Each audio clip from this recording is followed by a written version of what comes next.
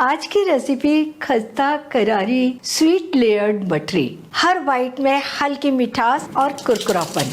Snacks के रूप में खाएं या त्योहार की थाली में सजाएं, हर समय ये आपको बहुत पसंद आएगी। नमस्कार, nishamudalika.com में आपका स्वागत है।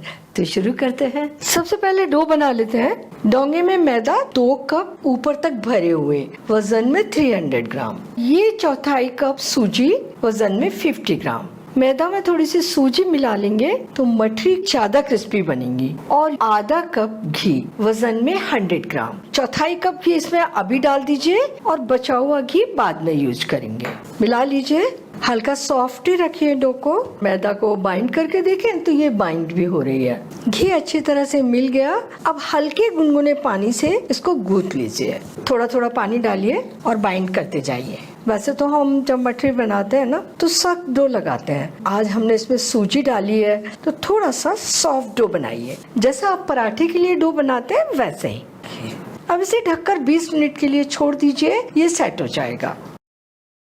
20 मिनट के बाद इसे थोड़ा सा मसल लीजिए। बहुत ज्यादा सख्त नहीं है और एकदम सॉफ्ट भी नहीं है ये डो। और इतना डो लगाने में मैंने 1 कप पानी लिया था, 2 टेबल स्पून पानी बच गया। अब इसकी लोइयां बना लीजिए, थोड़ी बड़ी बड़ी। ढक के रख लीजिए ताकि सूखे ना। और ये जो आधा बचा हुआ घी है इसमें डाल दीजिए 4 टेबल स्पून मैदा। 4 टेबल स्पून घी है, 4 टेबल स्पून मैदा डाल दीजिए।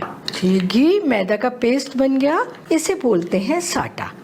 एक आटे का टुकड़ा उठा लीजिए और इसको गोल बना लीजिए। थोड़ा सा मसल के दबा के पेड़ा बना लीजिए और अब इसे पतला बेल लीजिए। बिल्कुल आराम से बेला जा रहा है। घी या सूखा आटा कुछ लगाने की जरूरत नहीं पड़ रही। किनारों से एक जैसा बेलिए, बीच में मोटा किनारे पतले, या बीच में पतला किनारे मोटे, ऐसे नहीं। अच्छा पतला बेल लीजिए, जैसे चपाती पराठे बेलते हैं, बिल्कुल उसी तरीके से। इसे एक प्लेट में रख दीजिए और दूसरा बिल्कुल ऐसा ही बेल लीजिए। अगर डो परफेक्ट बना है तो बेलने में कोई दिक्कत नहीं आती। अगर ये हार्ड होगा तो किनारे फटेंगे और बेलने में भी ताकत लगेगी। ये भी हो गया उतना ही बड़ा। अब ये साटा इसके ऊपर डालिए 1 चम्मच और चारों ओर एकदम पतला सा फैला दीजिए। इसकी लेयर बहुत मोटी नहीं होनी चाहिए।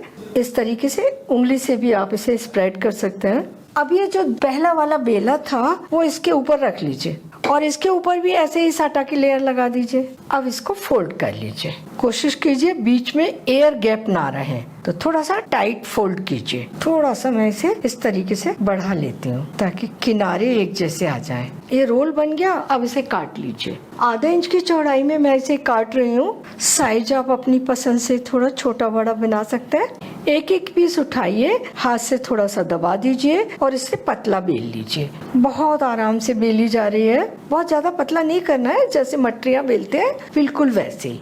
देखिए सारे डो से इसी तरीके से मठरियाँ बना लीजिए। इन्हें तलने के लिए ऑयल गरम करने रख दिया था, चेक कर लीजिए। थोड़ा सा डो इसमें डाल देते हैं। बबल आ रहे हैं, डो सिक रहा है। फ्लेम को मैंने एकदम धीमा कर दिया है। ऑयल सफिशिएंट गरम हो गया है। तो अब ये मठरियाँ इसमें तलने के लिए डाल दीजिए। 1 बाय 1 छोड़ दीजिए।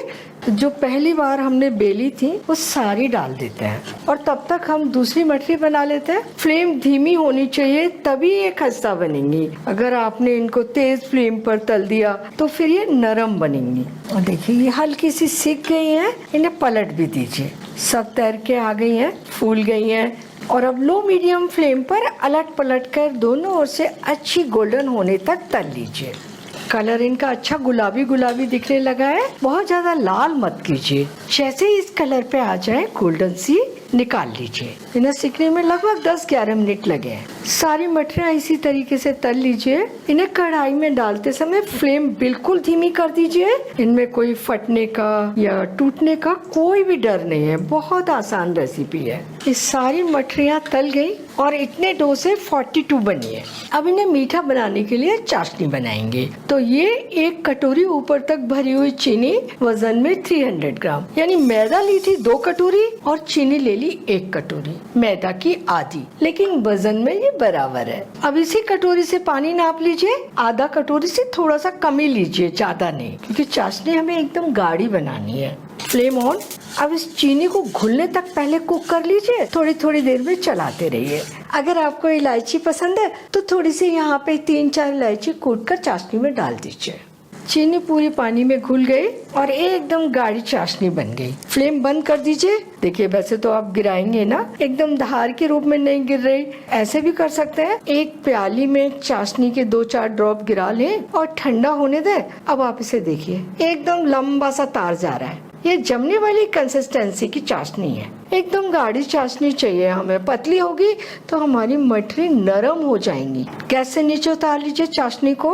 मठरियाँ ठंडी हो गई हैं, चाशनी गर्म है, इसे बहुत ज्यादा ठंडी मत होने दीजिए, तो ये जम जाएगी। अब थोड़ी सी 4-5 मठरी एक बार डालिए, डिप करिए, मतलब दोनों ओर अच्छे से चाशनी की कोटिंग आ जाए। अब इन्हें निकाल लीजिए, जितनी एक्स्ट्रा चाशनी है हटा दीजिए। सारी मठरियाँ इसी तरीके से डिप करके निकाल लीजिए। एकदम डिफरेंट टेस्ट में बनती है ये। जो कम मीठा खाते हैं उन्हें भी बहुत पसंद आती है ये मिठाई।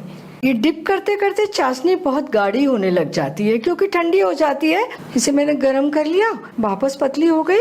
सारी मठरियाँ हमने चाशनी में डिप करके निकाल ली और चाशनी भी अब पूरी खत्म हो गई। अब इन मठरियों को आप ऐसे ही मत छोड़ दीजिए, वरना ये एक दूसरे के ऊपर चिपक जाएंगी। पहले इन्हें अलग कीजिए और ठंडा होने के लिए इकैरी फैला दीजिए।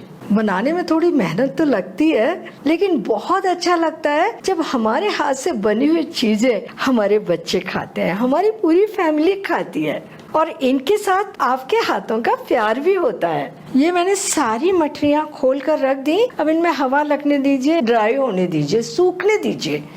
अब ये सूख गए हैं, चाशनी ऊपर से ड्राई हो गई है, हाथ के ऊपर नहीं चिपक रही है और थोड़ी सी हवा लगेगी, एकदम से ड्राई हो जाने दीजिए, तभी आप इन्हें स्टोर करके रखिए। इतना साटा बच गया है और ये बच जाए तो ये वेस्ट नहीं है। जब भी आप दोबारा मठरी बनाए, नमक पारे, शक्कर पारे, जो भी बनाए उसमें आप डालकर मिला लीजिए। गोल गोल चक्कर वाली मीठी मठरी रेडी है, अच्छी कुरकुरी है और बहुत ही ज्यादा स्वादिष्ट है। इन्हें पूरी तरह से ठंडा होने के बाद किसी भी एयर टाइट कंटेनर में भरकर रख लीजिए और महीने भर से भी ज्यादा रखकर खाइए। बच्चे बड़े सभी के चेहरे पर मुस्कान लाने वाली ये मठरी जरूर बनाइए, खाइए और मुझे बताना मत भूलिए कैसी लगी। अपने सजेशन देते रहिए, आपके ये कमेंट मुझे और काम करने के लिए उत्साहित करते हैं। अगर आपने मेरा चैनल अभी तक सब्सक्राइब नहीं किया है तो प्लीज़ जल्दी से कर लीजिए, बेल आइकन भी दबा दीजिए ताकि मेरी नई रेसिपीज के नोटिफिकेशंस आपको मिलते रहें। फिर मिलते हैं जल्दी ही एक नई रेसिपी के साथ।